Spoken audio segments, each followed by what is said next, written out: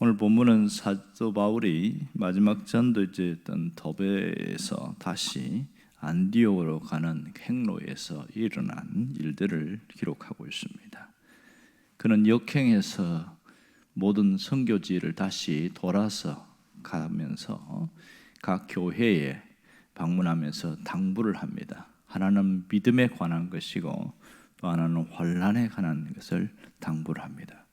거기서 멈추지 않고 한 교회들마다 장로를 세울 것을 부탁을 합니다.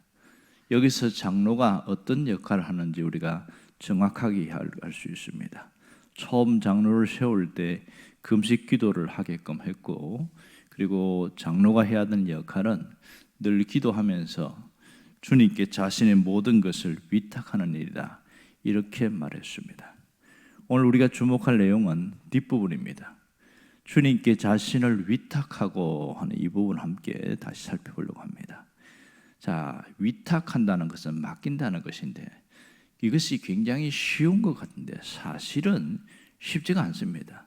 한 번은 쉽지요. 그러나 매일, 매번, 평생 위탁하며 살아간다는 것이 잘 안 됩니다.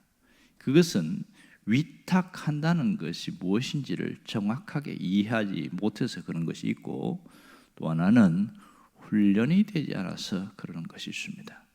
그러면 위탁한다는 말이 구체적으로 어떤 의미를 갖고 있습니까? 여기서 두 가지를 찾을 수가 있습니다. 하나는 언제 어디서나 하나님의 말씀을 쫓아 사는 것을 말하고 있습니다. 우리는 하나님 말씀이 아니면 하나님 자신에 대해서 알 수도 없을 뿐만 아니라 하나님과 어떤 관계를 맺어야 되는지도 잘 알 수가 없습니다. 하지만 하나님의 말씀을 주셔서 우리가 하나님에 관한 것뿐만 아니라 우리 인생 자체에서도 또 하나님이 일을 하는 것에 대해서도 분명히 알 수 있는 길을 주었습니다. 그러므로 하나님의 말씀은 인간에게 주신 인생 사용 설명서다, 이렇게 표현해도 무방할 겁니다. 우리에게 주신 인생의 매뉴얼이다, 이렇게 말할 수 있겠지요. 하나님은 우리가 어떻게 하는 것이 행복한 삶을 사는 것인지, 또 어떻게 사는 것이 하나님의 뜻을 이루는 것인지, 그것을 하나님의 말씀 속에서 정확하게 표현해 주고 있습니다. 분명한 것은 우리가 앞으로의 불확실한 미래를 살아갈 때에 하나님의 말씀이 우리의 길을 인도한다, 이것을 성경의 곳곳에서 말하고 있습니다. 시편 119편 105절을 보면 아주 유명한 말씀이 나옵니다. 주의 말씀은 내 발의 등이요 내 길의 빛이니이다. 이것을 보면 분명히 이 말씀은 인생 사용 설명서인 것을 알 수 있습니다. 자, 그러면 우리가 그리스도인들에게 말씀을 쫓아 살아야 한다, 그 원리를 제공하고 있는데 사람들이 상당히 부담스러워합니다. 어떻게 말씀을 쫓아 살아갈 수가 있느냐, 이렇게 생각합니다. 그런 사람들을 인터뷰한 사람들 얘기 들어보면 하나님의 말씀을 쫓아 살아간다는 것을 하나님을 위해서 살아가는 것으로 그런 의식을 가진 사람들이 많더라, 그런 얘기하는 겁니다. 말씀을 쫓아 살아가는 것은 하나님을 위해서가 아니라 우리 자신을 위해서라는 것을 잘 몰라서 그런 경우가 굉장히 많습니다. 인생 사용 설명서인 이 말씀을 따라가지 않으면 우리는 좌충우돌하게 되어지고 실패와 후회가 반복되는 삶을 그렇게 살아가게 되어집니다. 결국은 뒤늦게 깨닫고 돌이킬 때는 굉장한 시간과 많은 손해를 보고 돌아오는 경우가 많습니다. 하나님, 우리가 그런 삶을 살지 않도록 미리 길을 안내하고 방향을 열어주고 그렇게 해서 우리가 살아갈 수 있게 하는 것, 그러므로 그 말씀을 쫓아 사는 것이 바로 주께 나를 위탁하는 것이다, 이 그 점을 이야기하고 있습니다. 그런 거 보면 사도 바울이 주께 위탁하는 것은 단순히 맡긴다는 그런 수준이 아니라 그 의미 속에 말씀을 따라 살아가야 되는 삶을 이야기하고 있는 것이죠. 두 번째는 자신의 삶을 위탁한다는 것은 주어진 상황을 믿음으로 받아들이는 것을 말하고 있습니다. 이 주어진 상황을 믿음으로 받아들이는 것은 신앙생활을 오래 하고 믿음의 차원이 높은 사람들에게 이루어지는 것이라고 생각하는 분들이 상당히 많습니다. 나는 아직 신앙이 어려서, 나는 아직 그런 믿음의 단계가 아니라서 뭐 이런 핑계를 드는 사람이 있습니다.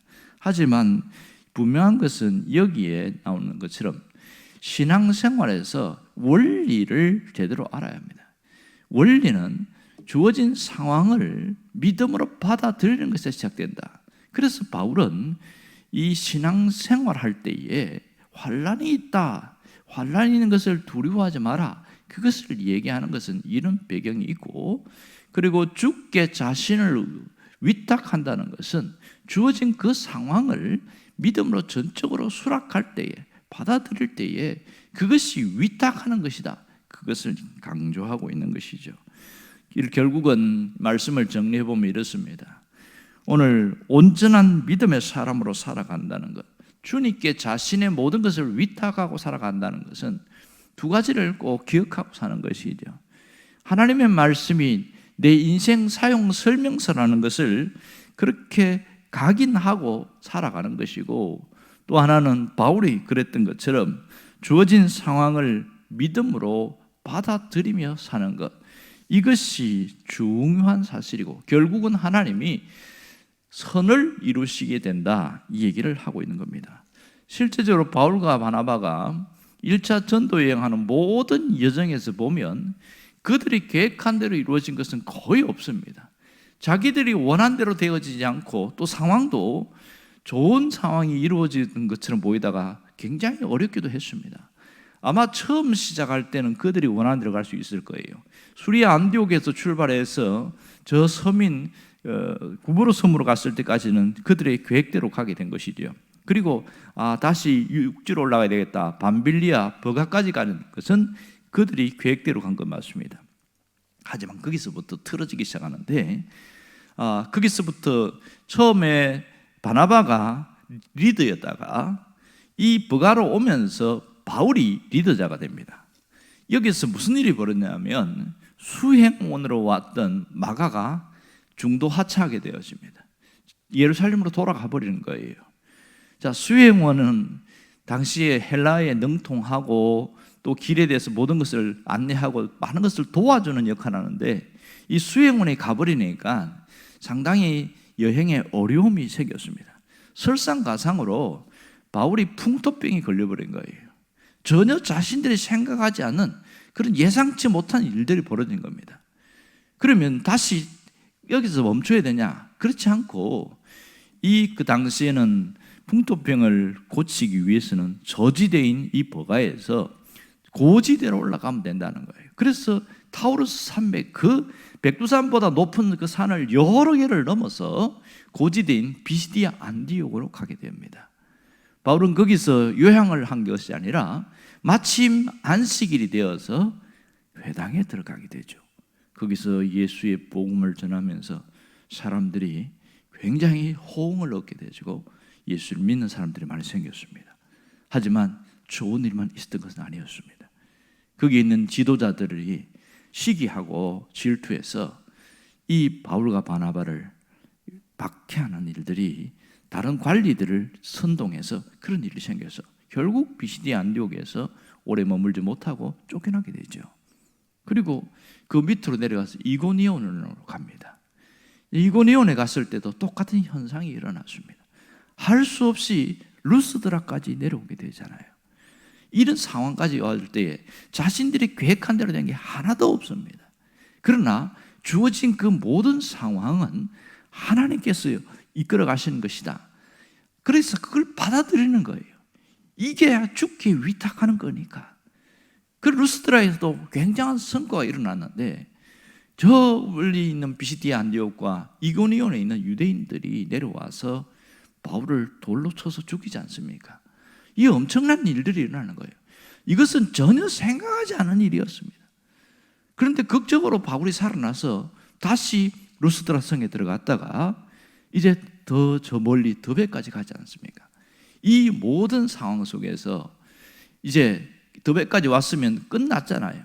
그러면 바로 배를 타고 내려가든지 아니면 육지로 가든지 해서 수리 안디옥으로 가면 끝나는 거예요. 그런데 역행해서 다시 돌아갑니다. 이 비시디아 안디옥까지 거쳤다가 거기서 저 밑에 저지대인 버가로 내려가고 그리고 마지막 배를 타고 수리 안디옥으로 갑니다.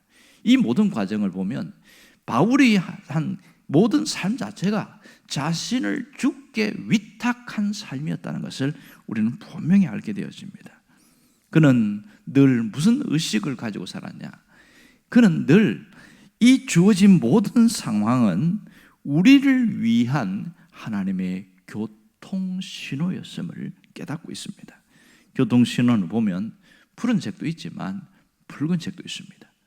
버가에서 붉은 신호등이 켜졌습니다. 여기서는 더 이상 할 수가 없구나. 아예 전도를 할 수가 없었어요.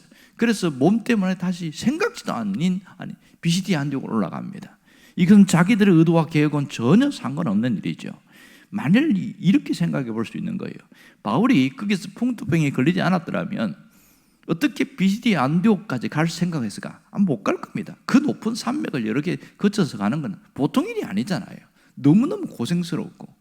그런데 거기에 예비된 영혼들, 구원받아야 할 영혼들이 있는 것을 아시고 하나님은 그쪽으로 인도하신 거예요. 여기서 붉은 신호등이 또 켜져서 다시 이동하는 그 과정 속에서 불평하거나 원망하지 않았습니다. 왜? 자신을 주께 위탁한 삶을 살았기 때문에. 이 주어진 모든 상황도 하나님이 인도하실 거라는 걸 믿음으로 받아들였기 때문에 그렇습니다. 바울의 위대함은 주어진 현실 속에서 뭔가가 막히고 박해를 당하고 어려울 때 거기서 절망하거나 포기하지 않은 것이 위대한 점입니다. 하나님의 본심은 분명히 다른 계획이 있다. 그것을 알고 뭔가 막히면 다른 곳으로 가고 또 거기서 방해가 있으면 또 다른 곳으로 가고 그렇게 하면서 1차 전도 여행을 하게 되었습니다. 그러니까 바울은 늘 하나님의 신호등을 따라서 갔다는 것을 알게 되어지죠. 결국은 더베까지 갔다가도 바로 지척간에 자기 고향인 다소가 있잖아요. 거기로 가지 않은 이유도 내가 지금 뭘 하러 왔는가를 자기는 깨닫고 다시 돌아간 것도 오늘 여기 있는 것처럼 장로들을 세우는 중요한 일과 그리고 그들이 어떤 일을 해야 될 것인가를 정확하게 이야기를 해줘야 교회로서 제대로 세워지니까 역행해서 돌아간 것입니다. 결국 오늘 그 다음에 이어지는 걸 보면 비시디아 가운데로 지나서 밤빌리아에 이르러 버가에서 전하고 이렇게 말합니다. 드디어 처음 계획했던 버가까지 오게 되었습니다. 여기서 돌아오는데 무려 1년 가까이 걸렸다 이렇게 보고 있습니다. 자, 이제 1년이 지난 이후에 버가에 와서 제대로 복음을 전하게 되었고 아마 여기서도 교회를 세우지 않았을까 이런 생각을 하게 되었습니다. 그는 어떤 상황 속에서든 하나님의 본심을 믿고 믿음의 눈으로 하나님의 신호등을 보면서 하나님의 때에 자신을 온전히 맡긴 결과 자신이 생각한 것보다 더 좋은 아름다운 결과가 나타났음을 고백하고 있습니다. 여러분, 여기서 우리가 깊이 생각할 것은 내가 누구냐는 거예요. 우리가 어떤 사람이냐는 것을 늘 생각해야 됩니다. 구약에 보면 우리는 토기장이가 아니라 우리는 하나의 그릇과 같다 이렇게 이야기합니다. 하나님은 토기장이시고 우리는 빚어진 그릇과 같은 존재다 그 얘기를 하고 있습니다. 그러면 하나님이 모든 것을 주관하시고 이끌어 가신다는 걸 안다면 늘 자신을 주님께 위탁하는 그것이 훈련되어져야 됩니다. 체질화되어져야 신앙생활에 훨씬 아름다운 결과를 맞을 수 있습니다. 다시 한번 강조하자면 하나님의 말씀이 내 인생 사용 설명서인 줄 알고 말씀을 따라가려고 하는 것이 위탁하는 것입니다. 이 주어진 상황이 좋은 일이든 안 좋은 일이든 하나님이 이끄실 줄 알고 하나님의 신호등을 따라서 믿음으로 받아들이고 가는 것, 이것이 바로 위탁하는 것이라는 걸 알 수 있습니다. 때로는 내 계획대로 되지 않습니다. 때로는 내 생각대로 되지 않습니다. 그러나 언제나 우리는 여기서 하나님의 선하심을 인정하고 가는 것이 대단히 중요합니다. 거기에도 하나님의 뜻이 있겠지, 어려움 당하는데도 하나님의 뜻이 있겠지, 받아들이면서 나아갈 때에 우리는 결국 믿음으로 출발해서 믿음으로 마무리할 수 있게 되어지는 것이죠. 그러므로 철저하게 하나님의 뜻에 순종하려는 마음, 이것이 우리에게는 너무나 중요한 겁니다. 하나님은 각각 개인에 따라서 하나님이 선하게 이끌어 주시고 아름답게 만들어 가신다는 것을 알 수 있습니다.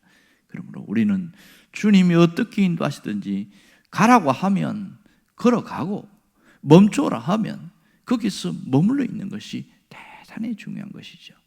우리는 굉장히 어려운 것은 자기가 뜻을 정해놓고 그 길로 하나님이 무조건 인도해 주셔야 된다는 그 일 때문에 자꾸만 신앙적인 충돌이 일어납니다. 갈등이 있어요. 어려움이 있어요. 이 주어진 상황을 믿음으로 받아들이는 것이 처음부터 훈련되어질 때에 이것이 진정한 위탁이구나 깊이 깨달을 수 있기를 주의 이름으로 축원합니다. 기도하겠습니다.